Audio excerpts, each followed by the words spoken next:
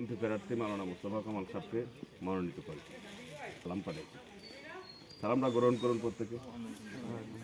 আচ্ছা, আপনারা তো চান সমাজটা ইনসাফ ভিত্তিকভাবে চলুক, সমাজে অবিচার অন্যায় এটি দূরীভূত, সমাজটা কোরআন দেয়া চলুক, আল্লাহর আইন দিয়ে চলুক, এটা তো প্রত্যেকেই চান নাকি? আল্লাহর আইন আর কোরআনের সংবিধান ছাড়া কি সমাজে শান্তি সম্ভব কখনো? আদৌ হয়েছে? এই 54 বছরে কি দেখেছেন কখনো শান্তি হয়েছে? প্রত্যেকে আপনার কি নির্যাতিত লাঞ্ছিত, এক একজন এক একভাবে, এক একজন কি এক একভাবে। এই নির্যাতিত লাঞ্ছিত অপমানিত থেকে যদি আপনারা বাঁচতে চান, আল্লাহর আইন দিয়া যদি কোরআন দিয়া যদি সমাজ যদি রাষ্ট্র যদি পরিচালনা করতে চান, তাহলে আপনাদেরকে একটা ভূমিকা লাগবে কিনা? লাগবে না?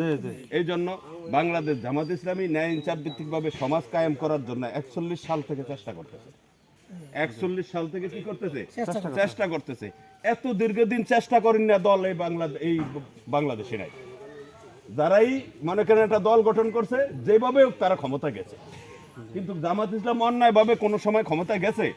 11 জন লোককে ফাঁসি দিয়েছে, কোনো সময় অবিচার অন্যায় করছে? আপনাদের থেকে কোনো সময় চাঁদা নিছে? কোনো সময় দুর্নীতি করছে? করে নাই। এই জন্য বাংলাদেশ জামাত ইসলামী দাঁড়িপাল্লা মার্কেটটা ভোট চাইছে, ইনশাল্লাহ দেওয়া যাবে।